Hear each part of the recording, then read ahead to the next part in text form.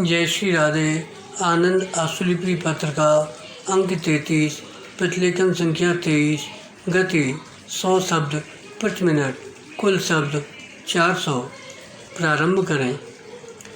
Speaker महोदय, जैसा कि सदन जानता है, राष्ट्रपति के अभिभाषण पर यह बहस एक नई चीज़ है और इस बारे में हमारे मार्गदर्शन के लिए हमारे पास कोई परंपरा नहीं है। हमारे इस नए गणराज्य को अपनी ही परंपराएं बनानी चाहिए। मैंने इस बहस को सुना है और सरकार के नाते हमने इसका स्वागत किया है और हमेशा ही हम ऐसे अवसरों का स्वागत करेंगे जब सदस्यगण सरकार की आलोचना कर सकें और सरकार के बहुत से कामों के बारे में अपनी राय जाहिर कर सकें। लेकिन मैंने यह देखा है कि बहस के दौरान बहुत से मामले उठाए गए और वास्तव में कुछ सीमा तक यह विचार विमर्श वैसा ही हो गया जैसा कि आम तौर के बजट अधिवेशन में हुआ करता है। विराम।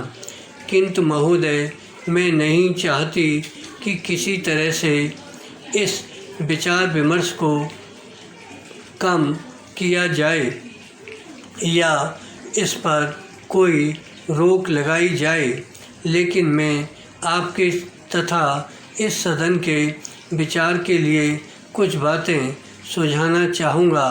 इस बहस की वास्तविक चीज़ यह है कि सत्र के शुरू में विरोधी दल सदन में खास नीति संबंधी प्रश्नों को उठाएं और वास्तव में ऐसी चीज़ उठाने का अवसर मिले जो सदन द्वारा सरकार में अविश्वास के बराबर हो। विराम।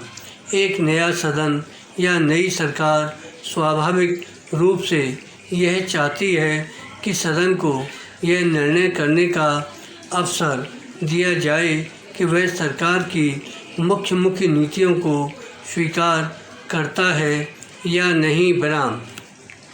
इसके बदले अगर हम बहुत से छोटे मामलों पर बहस करेंगे तो बड़े मामले पीछे हो जाएंगे और इस तरह की बहस का मुख्य उद्देश्य पूरा नहीं होगा। विराम।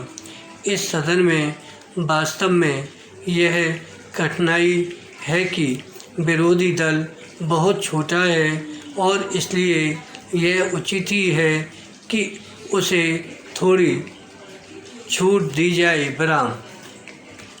एक दो छोटे मामले और भी हैं जिनके बारे में शुरू में मैं ही कुछ कहना चाहता हूँ। इस सदन के एक दो माननीय सदस्यों ने यह शिकायत की कि सदन में महिलाएं काफ़ी संख्या में चुनकर नहीं आई हैं। यद्यपि यह बात सरकारी नीति से संबंध नहीं रखती, लेकिन मैं इस शिकायत से पूरी तरह अपनी सहमति प्रकट करना चाहूँगा और मेरा यह पक्का विश्वास है कि इस देश में स्त्रियों को उचित स्थान नहीं मिला है।